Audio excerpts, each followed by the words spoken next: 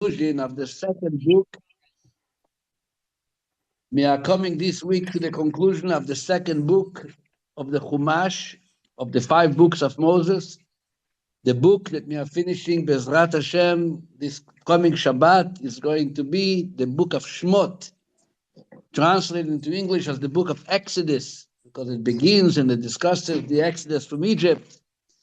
Nachmanides calls it Sefer HaGeula, the book of redemption, for the same reason that we are redeemed from Egypt.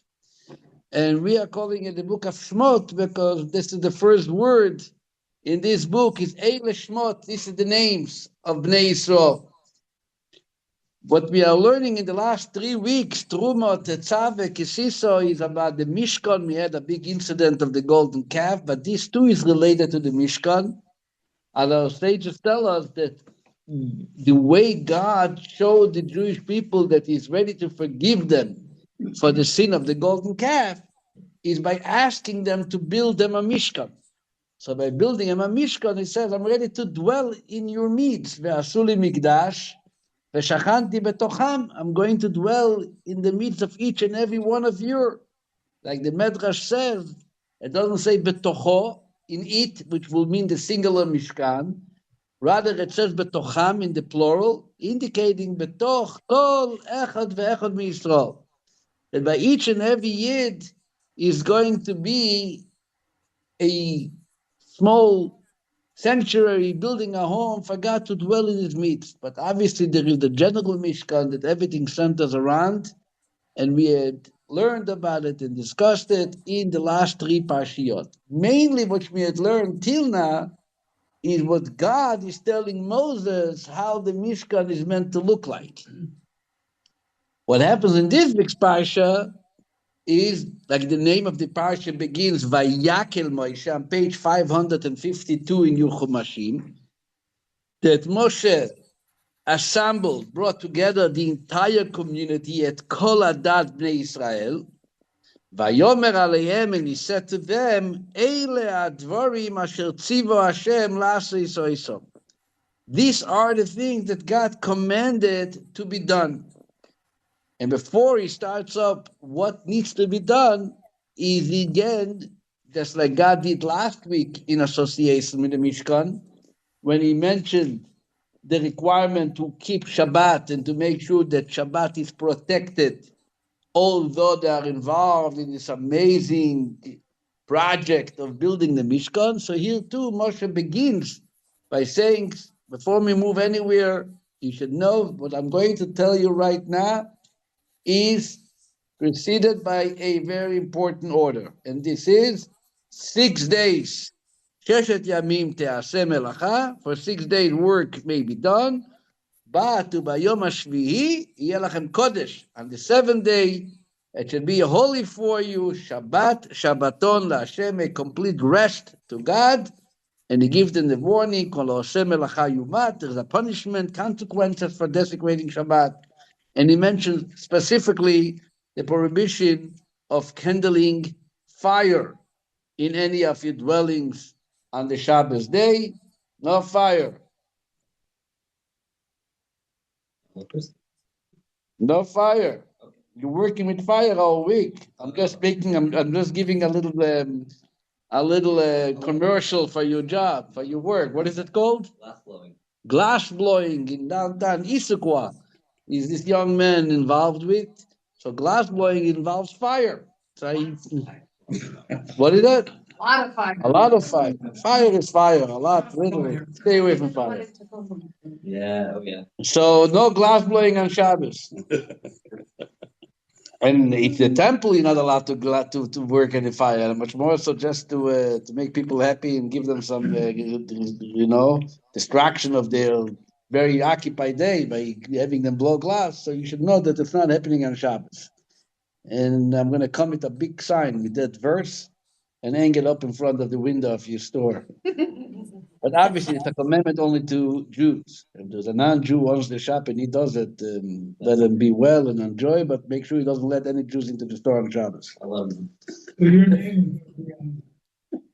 Okay, so the Torah continues now by Yom Moshe, and he goes on and he gives them the details First of all, he gives them what items is being collected, 15 different items that is being collected as contributions: gold, silver, copper, oil, spices. So he goes over that list. And then he invites the wise men to come and join the work, telling them exactly what is going to be needed. This goes on all the way till verse 20. Comes verse 21, the Torah gives us and describes a very unusual response that the Jewish people responded to Moshe. An overwhelming response, coming with loads of gold and silver and asking, please, Moshe, take it from us. And it was such an unusual response that ever in history was that never repeated yet. That the fundraiser of Moses had to make an announcement, please stop bringing. The bank says that the accounts are overloaded and we can't handle it anymore. No more. Can you imagine a miracle like that? Never repeat it again. And I think since Moshe said then stop giving, they took it literally. And from that on, the Jewish fundraising became like pulling teeth. Okay. At that time, in verse 30, they also appoint the designer, the contractor, the architect for the work of the Mishkan.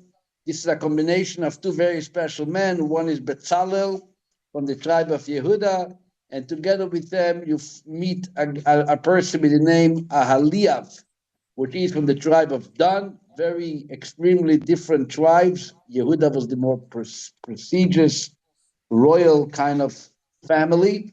Dan was from the less important. They came from also from the maids of Jacob and so on. But together is what the Mishkan and the Torah now goes on and describes in detail how everything was made. The poles, the weight of the silver and what went into it, and the ark that Bezalel made, and the menorah that he made, and the Torah altar. And this is as the entire Parsha Vayakhel goes. Comes to the next Parsha, because like I said, we're going to read two Parshiyot together. Moshe is now going and counting. He gives an accounting of everything which was collected, the materials and everything which was collected, the gold, the silver, for the service of the Mishkan. And he goes over and he gives a full disclosure of what happened with the money we raised. How much was spent for what and where, and even that which was left, that is what took place with them. Then you come to page 582. It comes the first day in the month of Nisan, is when he's being told to actually put up the Mishkan, and as the Torah goes on from here till the end of the Parsha, the Mishkan is finally standing on Rosh Chodesh Nisan. They were ordered to build it right after Yom Kippur. According to the Medrash, it took about 3 months to build it. By Hanukkah, which eventually became Hanukkah, is when the Mishkan was already ready for usage. But God told Moses to please keep it in storage until Rosh Chodesh Nisan. As the Medrash says, he wanted that the erecting the Mishkan should coincide with the birthday of Isaac, of Yitzchak. Yitzchak was born Rosh Chodesh Nisan, and there was some parallel with that. Those who remember, I think it was last year's class that we spoke about why is it that we are waiting for Yitzchak with the Mishkan, and so you can go back to whatever resources you have from last year's class. But this year, I want to go back and talk tonight something a little similar to what we spoke 2 weeks ago. 2 weeks ago, you remember when it came to Parshas Tetzav, we noticed there was one of the utensils called the altar for the burning spices, the golden altar or the inner altar or the spices altar was mentioned in the Torah, separated from the rest of the utensils which were listed in Parshat Truma. It was kind of tucked in the end of Parshas Tetzav. And we had a whole discussion. That was the class 2 weeks ago. Why is that Ktores is separate from the rest of the Kelim? Today, I also want to talk about something which was mentioned separately last week, another Kli, another vessel of the temple, and also the contribution for that vessel is mentioned differently than any other contribution in this week's Parsha. So first, let's turn to this week's Parsha, because there is where we're going to start. So when the Torah lists everything about the what's it called, about the different vessels that they were told to do, and the way Betzalel did it. So it starts off, obviously, they made the curtains, they made the altar. Then it comes to page 564. It starts off Betzalel making the ark. This is chapter 37, verse 1, with the kaporet on top. Comes to verse 17, talks about he made the menorah. Comes on verse 25, he made the altar of the Ktoret, what we just mentioned earlier. Comes on chapter 38, verse 1, he made the altar for the burnt offering. And then comes verse 8. Verse 8, chapter 38, verse 8, on page 568. One and only verse. Vayas et akior nechoshet. Betzalel made the copper urn. Okay? Laver, they call it. Laver.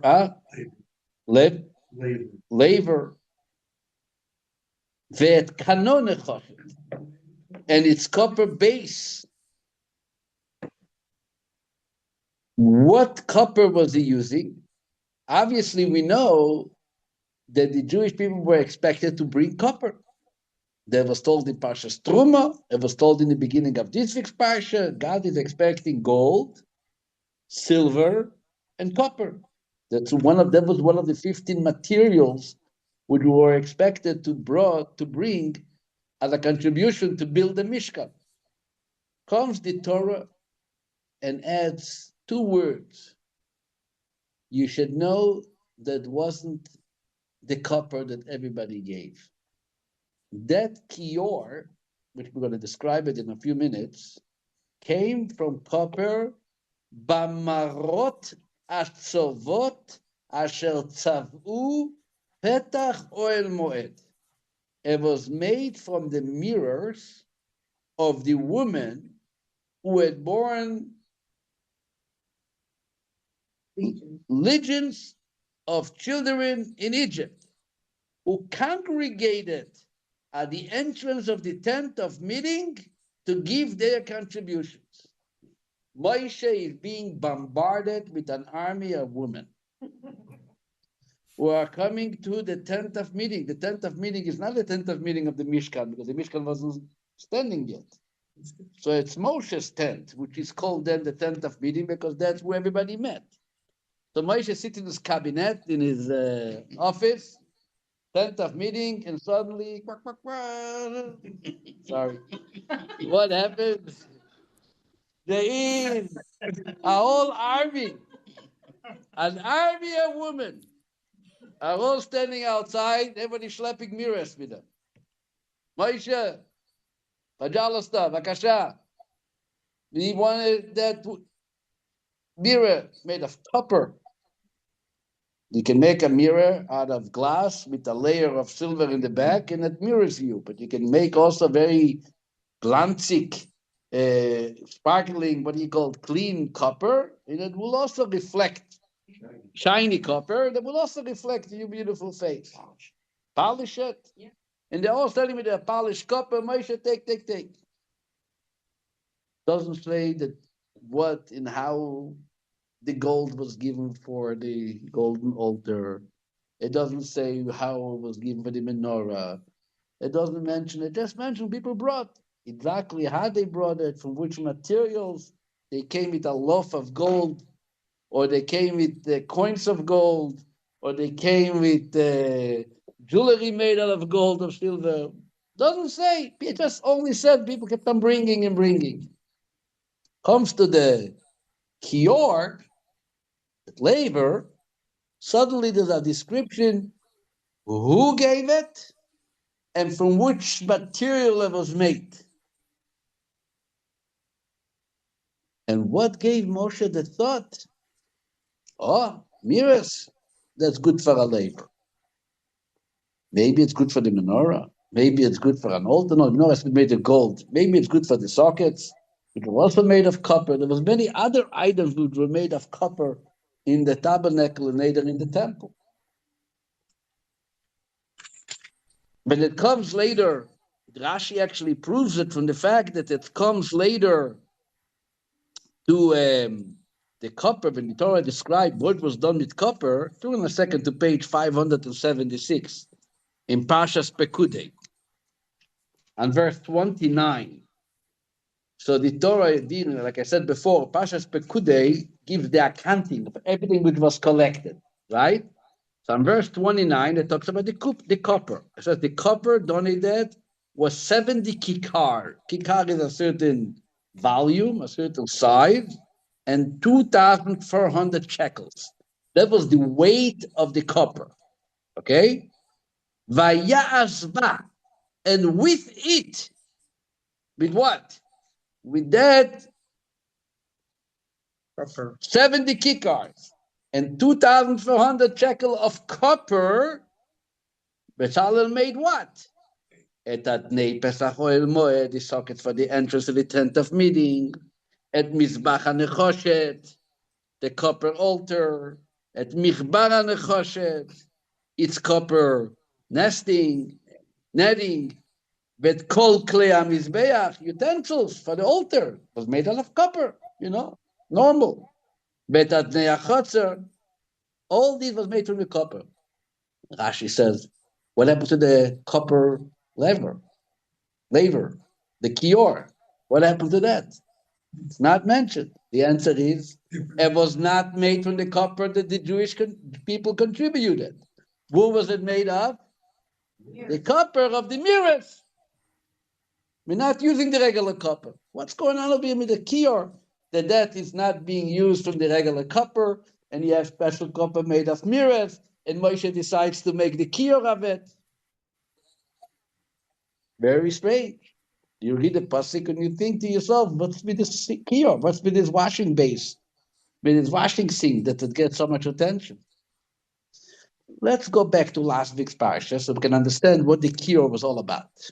So you turn back to Parshat Kisisa, where again we have a vessel of the Mishkan, which is mentioned completely separated from all other utensils. Turn to page 522 and chapter 30, verse 17. It's only 3 verses. Let's read it together.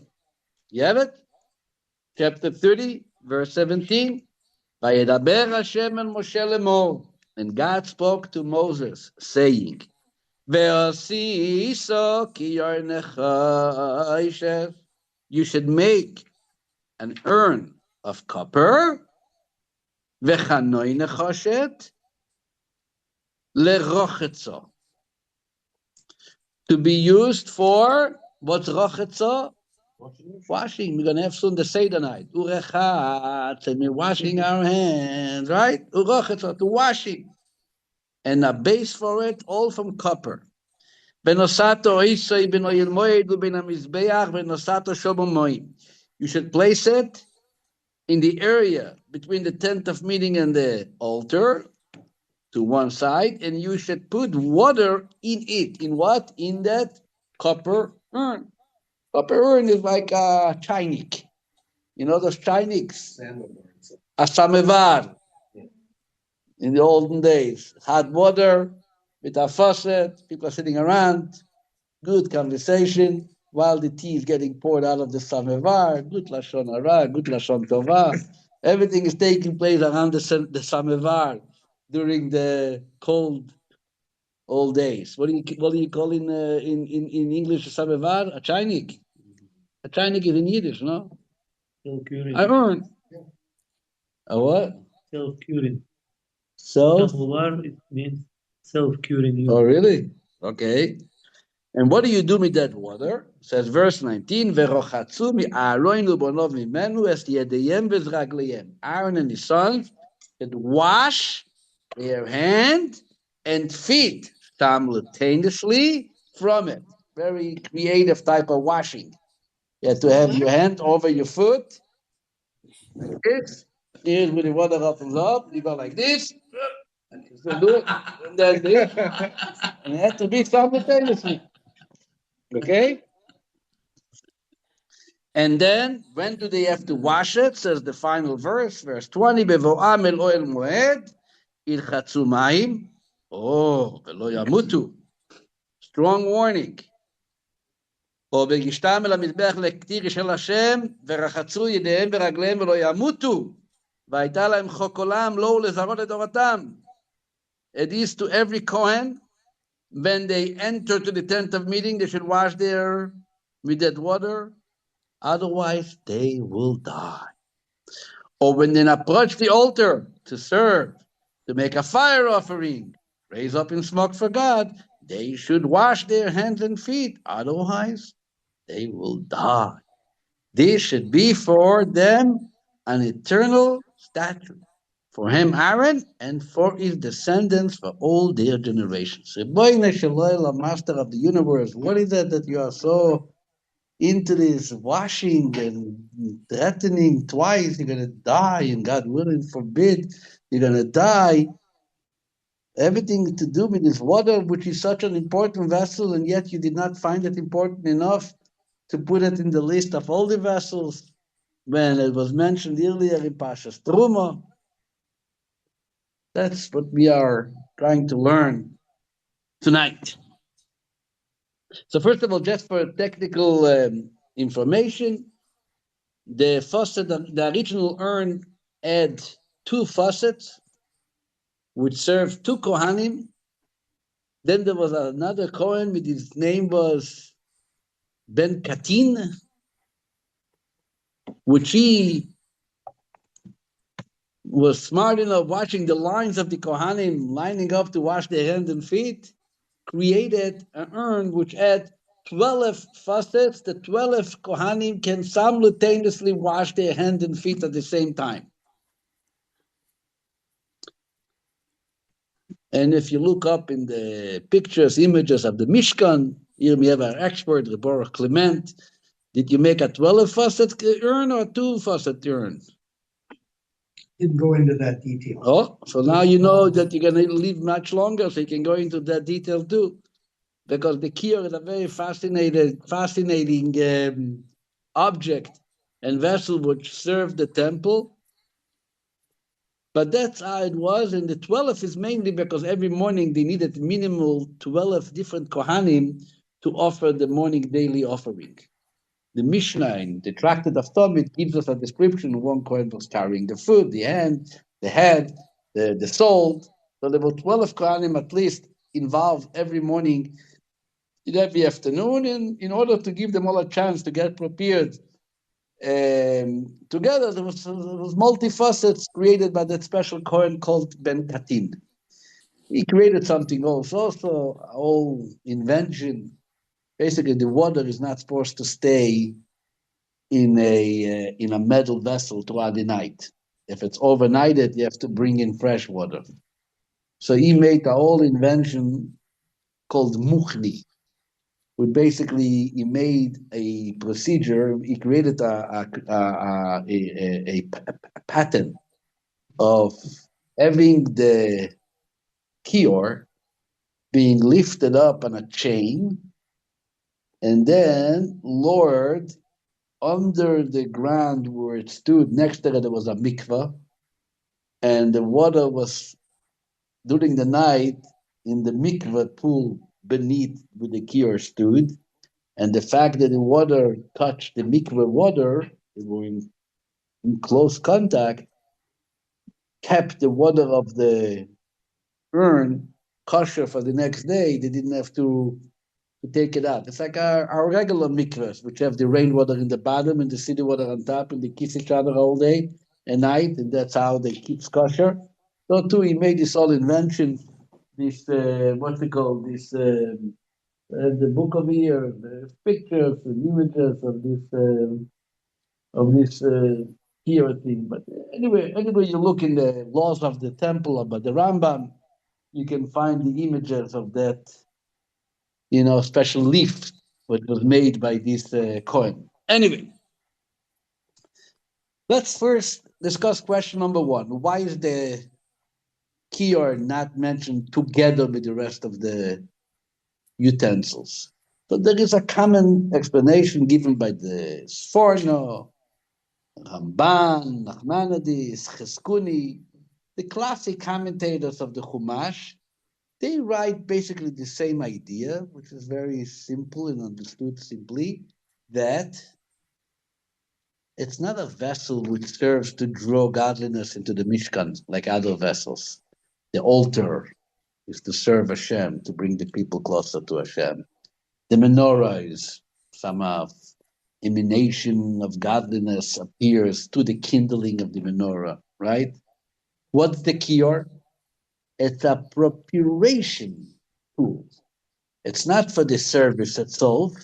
It's to make sure that you come in clean to the service. If you are filthy on your feet, on your hands, contaminated, whatever situation you dealt with, it's a simply requirement, a precondition of doing your service in cleanliness. Wash your hands off.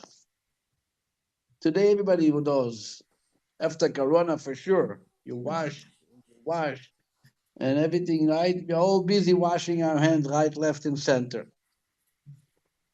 And what's the purpose? The purpose is to be clean, because we know that the hands can,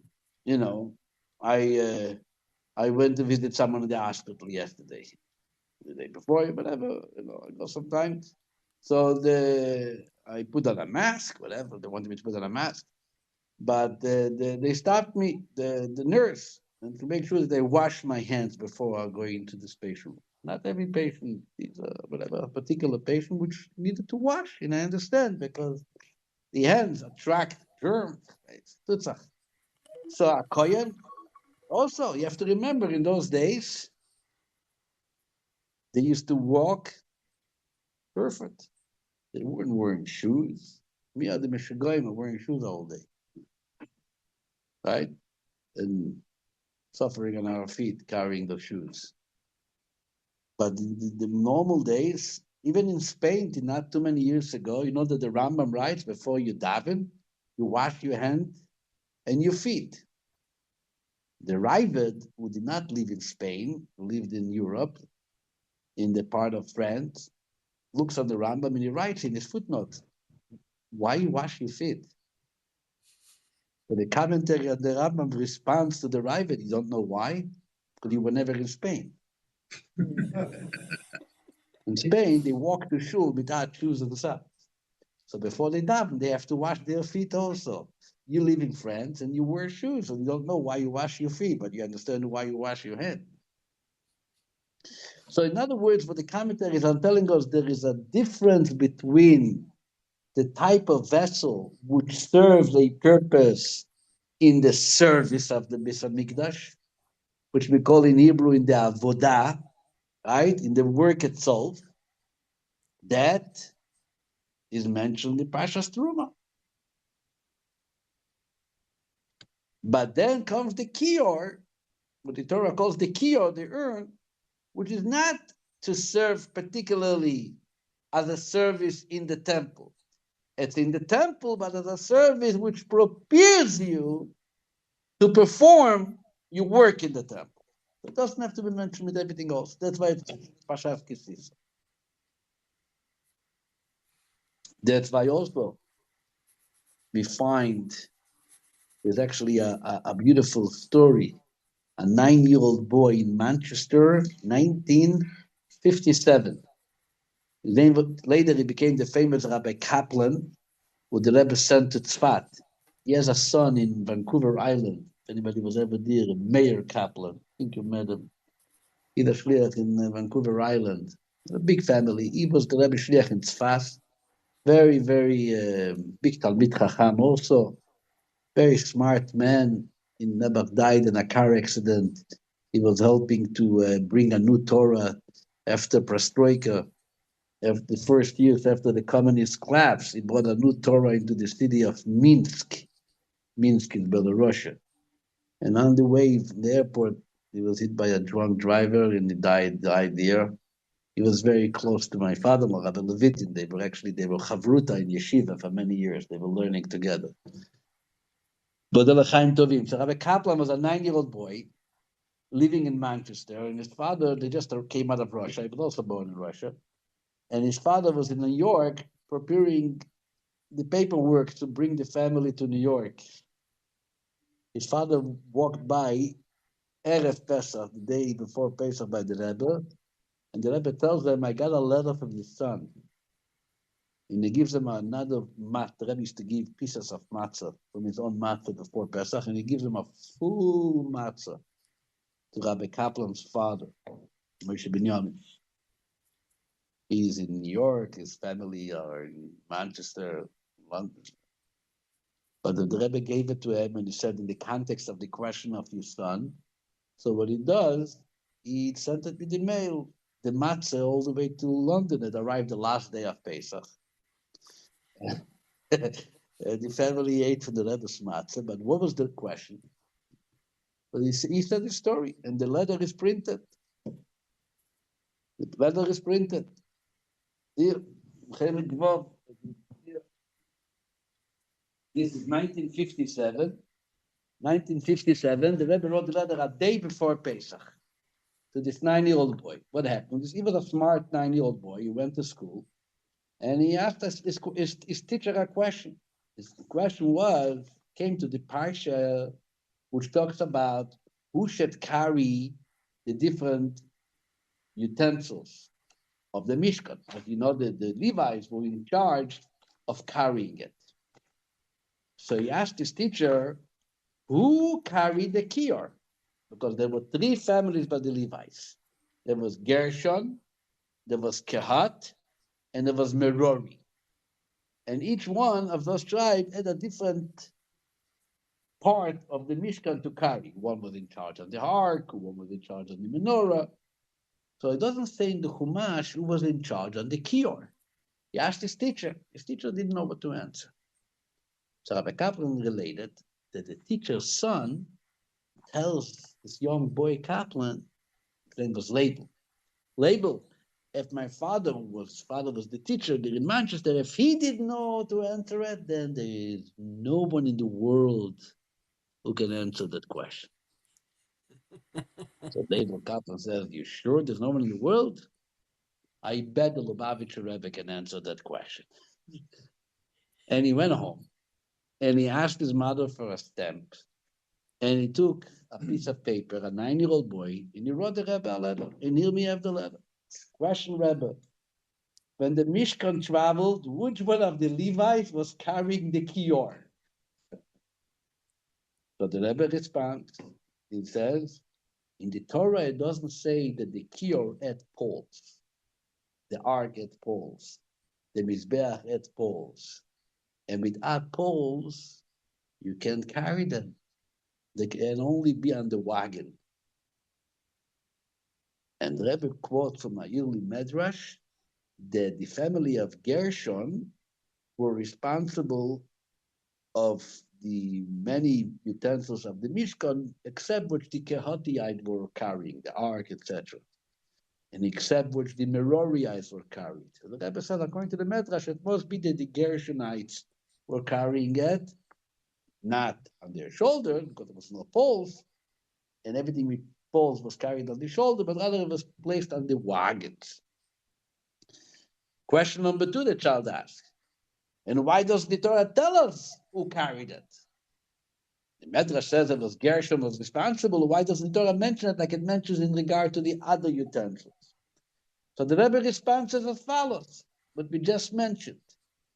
The answer is because those vessels of the kior, the urn, did not serve as a purpose for themselves. They were only to prepare the other Kohanim to do their service, which for the same reason brings the Rebbe. Therefore, they are also mentioned isolated from the rest of the utensils because they did not serve as a part of the Mishkan. This was an answer to a 9-year-old boy, which we are learning now, 1957, a day before Pesach. That's the boy who got the matzah. The important thing is that, interestingly, even though it did not serve as a part of the Mishkan, but there was other services in addition to cleaning and preparing them. From that water of the urn, we have a famous mitzvah in the Torah when a woman is suspected that she was immoral with another person while she was married. So there's special water that she has to drink. Remember the sota water, which if she's innocent, she becomes blessed and even more beautiful, and nicer kids. If she was immoral, then she explodes, etc. That's called the sota, which is mentioned in the book of Bamidbar. The water for the drinking came from the same urn.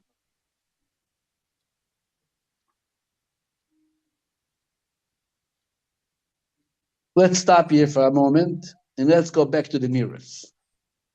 Okay? Where are those mirrors? What's the story with the mirrors?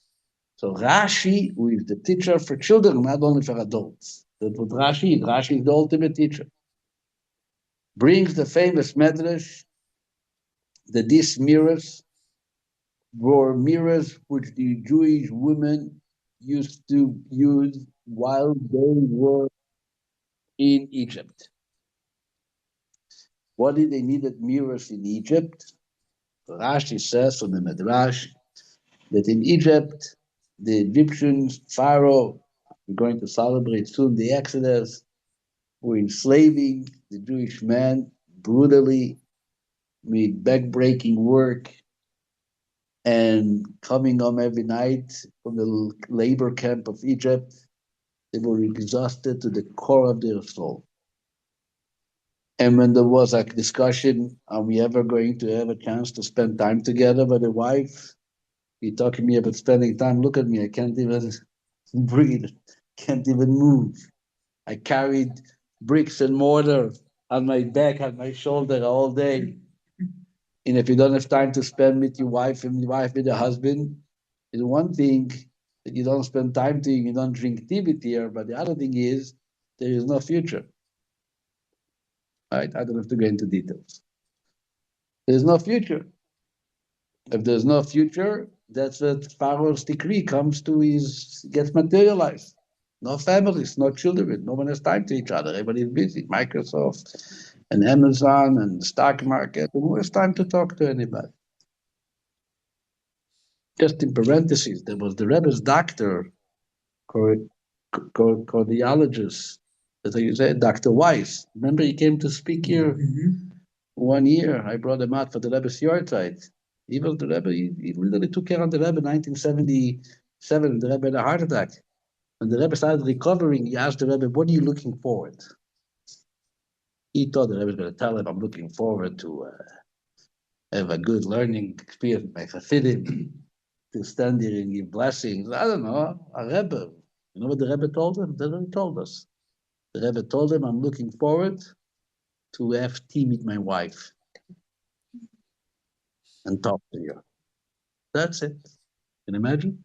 The Rebbe used to very carefully go home every night, even for a few minutes. Then he used to go back, take a U-turn, and sit many times for Yechidut, private audience, till the morning. He was very careful after Arvit to go home and spend a little time with his wife, drinking tea, talking about who knows what I know. She was a very learned woman, but she was interested in a lot of things. People who knew her, not too many people. She was a very, very modest woman, but she read a lot, and she was. But I don't know what he talked about. Truly, I don't know. But that is happening when you are feeling up to it and you're feeling good, and you can come home and talk to your wife and you can talk to your husband and everything is good. But what happens if you are coming home and you're dead to your bone? No one to talk to. So the woman had a trick. What is the trick? They're going to present themselves so attractive that the husband, with all his tiredness, is going to find time to look at them. Man, oh man, and the woman figured out how it works. But how do you know if you're attracted enough? You have to have a mirror. Who has mirrors in Egypt? So they got all their copper and they, what did you say before the word? They polished the copper best way possible. And they stood by the mirror, presented themselves in every direction, see good, all the colors, all the shapes, everything is good. Here I have to stick in, here I have to stick out. And Baruch Hashem, now it's coming on. And that's how the future of the Jewish people came about. This is not a movie. This is a story in the Medrash, but Rashi tells us the kids. We don't even know when women are. We're learning it when we are 5 years old. Rashi brings every long Rashi, every detail. Right? I'm not making it up. Now we're coming to Moshe Rabbeinu Midos Miras. So you might think, Rashi says Moshe Rabbeinu, from his point of view, you know what he did? What are you doing here? I'm not taking those mirrors. Rashi says, Moas Mohen. Moshe was disgusted by that. That's what you bring it to God? You stood there with your makeup, with your... God is going to take it usage with this special gas, with this vanity. But by the way, in English, a mirror is called vanity. Don't tell me no. You are my teacher in English. After Arnold died, you took over. Leave long. It's more than just a mirror. It's a piece of Exactly. It's more. The old mirror, beat its furniture around is vanity. What does vanity mean? Garnished. Garnished. I remember the first time I learned the word vanity was when I studied the book of Kohelet by King Solomon. And the first verse says, Hevel avolim amar Kohelet. The whole world is vanity on vanity. I told my wife, vanity? Isn't vanity the thing in the bathroom? That's called a vanity. So what's King Solomon saying? Then I realized that's exactly what he's saying. That's exactly what he's saying. Americans have it right. Once in a while, they have it right. Once in a while, they have it right. And what are we calling this bathroom furniture with the mirror when you stand there and you put tzachayim and put tzachayin? Vanity, because it is vanity. That's not something to spend time on. What's another proof for it? According to Jewish tradition, when you're in a state of mourning, God forbid, in the Shiva, what happens to the Jewish home? You cover all the mirrors. Why? Because it's not a time for vanity. It's a time to concentrate on the lost and on life. Who is going to look now in the mirror? Do I look like this or look like that? It doesn't matter. We're talking about soul. We're talking about life. So you cover the mirrors. I don't want to see anything. It's called how long? Until the end of the 7 days. That's it. So they come to Moshe and they want to take vanity to be used for the temple. Mr. Sugar, are you crazy? I'm not taking it. I'm not even touching it. Rashi says Moshe was Moas. Moas means he was disgusted by that. Moshe. Comes God, who is greater than Moshe even, and God says, no, Moshe. You know what the word Rashi says? This is more precious to me than any of the other gifts that anybody else gave. Right. Why? Because it was used for the continuity of the Jewish people. That's how they produce children. They wanted to throw it away. I want to keep it. What are we going to keep it for? God says, you know what we're going to keep it for? You think this is vanity, right? I'm going to teach you a lesson, Moshe. This lowliness, so to speak, of that item called mirrors is going to be the entry to the service. Before you coming to meet God, the first thing you're going to come and wash your hand, clean yourself up from the same item which apparently is meant to contaminate you if you don't look on marriage properly. So you look at it like, what am I getting into a relationship, physical, and so on. That very same thing which you look at it as a contradiction to the Mishkan is going to serve as the entry to the Mishkan. This is actually the source of purity. The mirror, the vanity becomes the source of Tahara. This is called Marais HaTzayvos.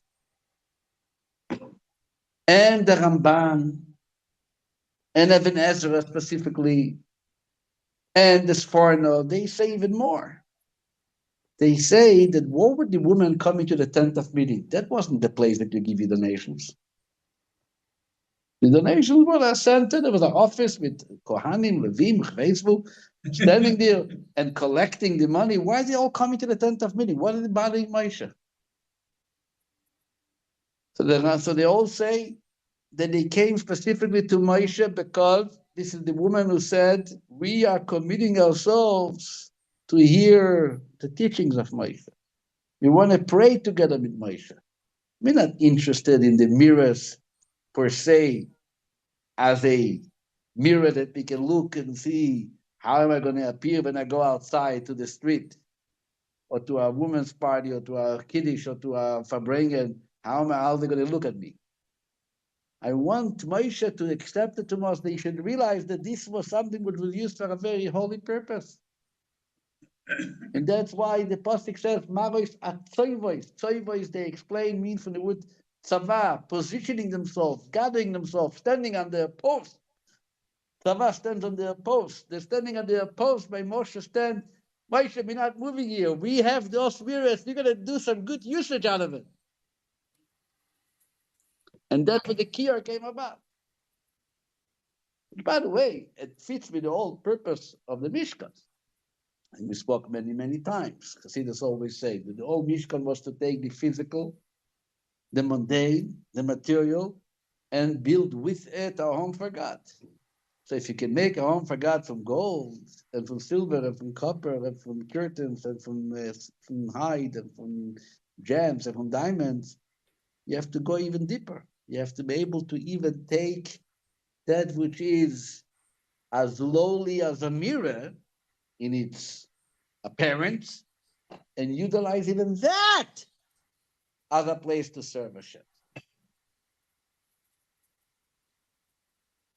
What does that have to do with us? So I want to read for you a short halacha. Halacha from Jewish law, Shulchan Aruch, okay? In the beginning.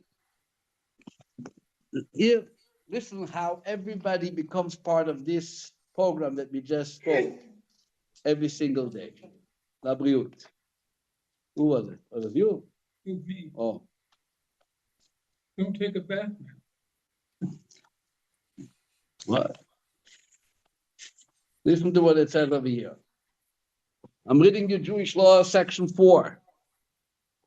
When one gets up in the morning, whether he goes to the bathroom or not, needs to wash his hand at least with a quarter of a log. A certain size of water, 86 ounces of water. More than that, it means that you have to wash basically your hand, even if he doesn't want to pray until several hours later. You're not looking to pray now, so you're going to wash your hands for prayer. Why? Because every morning you get a neshama, you went to sleep tired, God returned that, and so on. And God gave you the soul, says the Shulchan Aruch, with the idea that you're going to serve Him throughout the day. Right? This is what we are. Lefichach, therefore, we should therefore sanctify ourselves. I'm reading you words from Shulchan Aruch. Sanctify ourselves in His holiness by washing our hands from a container to prepare to carry out his service and minister to him like a Kohen who would sanctify his hand from the basin in the Bet HaMikdash every day before beginning his service. You don't do it on Yom Kippur Day. We are doing it, not a full end, but something. Every day, who are we imitating every day? Who are we required to imitate every day? We are not lighting the menorah every day. We are not offering incense every day. There's one thing that even we have no temple and we have no coins, every single Jew becomes a Kohen. And every single Jew is required to involve himself in following the same service that we are learning today, which is using a cup, washing your hands. And when you ask them, why am I washing? What do you mean? The Kohen washed before he served in the temple. You walk up in the morning, what are you going to do today, you think? You're going to serve God. You're going to serve God? Got to wash, like the Kohen wash. Becomes a requirement in Jewish law. Particularly the Shulchan Aruch mentions that you wash your hands before prayer, for sure. Come into shul, that's why we have a washing station. As you enter the shul, you should wash. Prepare yourself properly. One of my favorite stories I share, I was Ayin Aleph, so it's 2011. Yeah, maybe 15 years ago. No more. Ayin Tisamach, no, Ayin Tilpeh. Yeah, Yeah, 15. 15 years ago, I was in the Kiev airport waiting for a flight to Israel. I was a few days in Ukraine, and I was continuing to see my parents, especially my grandfather, Olav Sholem, happened to be Take, passed away a month later, my Zeder Bar Gershon. It was Tammuz, and I was in the airport in Kiev. Outside, it was very hot in Ukraine. And the air condition was from Soviet times, and it did not help. I don't know. There was definitely not too much of relief inside the airport. I don't know what it was there. Something was pretended to be an air condition. And we are sitting there in the airport. I'm waiting for the flight. What was the Ukrainian company called then? Not Airflot. The new, like a yellow and thing. Yeah. Anyway, I was waiting for the plane. They were flying back and forth to Israel those days a lot. And I'm waiting for a flight. And in front of me, I see walking the old rabbi of Kfar Chabad. He was Rabbi Mordechai Ashkenazi, very learned person. He was a very honorable, respected rabbi in the Rabbi of Kfar Chabad. He came back in the summer, is when you think we are getting ready for Pesach to buy matzah. But in the early summer, the rabbis are going to the fields to harvest the grain to be set aside for the new matzah that is starting to produce for the coming year. And he was responsible for the kashrut of the matzah that we eat also here in Bellevue these days, called the Dnieper-Petrovsk matzah. From the city of Dnieper-Petrovsk, Yekaterinoslav.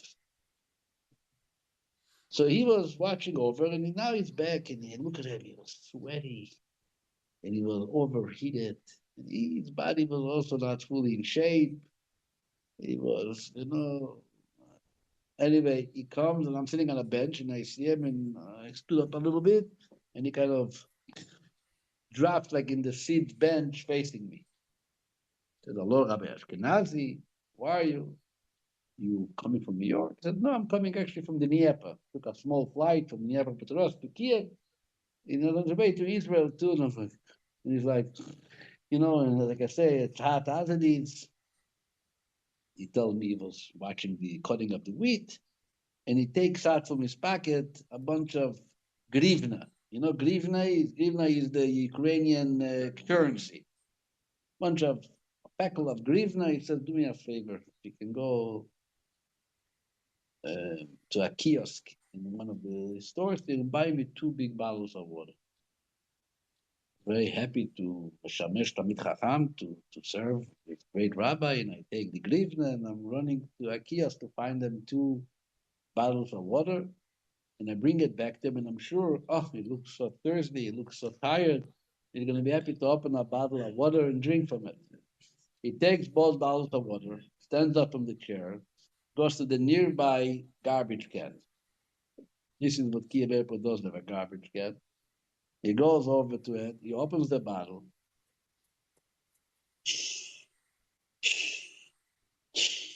Second bottle, full pour of water of both hands, puts on his gargle, and he stands to daven Arvit. Not a piece of water into his mouth. I was like, wow, this is a Jew keeping halacha. This is a Jew approaches servicing God. He's thirsty, he's tired, he's sweaty, he looked like, he used to smell tabak. So he was, there was the brown powder everywhere, and it looked like, between me and you, all the respect, looked like a mess. He definitely can use a good cup of water. Okay? But no, takes the 2 bottles that I just bought him with his money into the garbage can, washing full hands, getting ready to daven. This is called identifying with the cure. This is the cure that we are speaking about it in this week's Parsha. This is the cure that we mentioned, isolated in last week's Parsha. It's an item which is serving Hashem,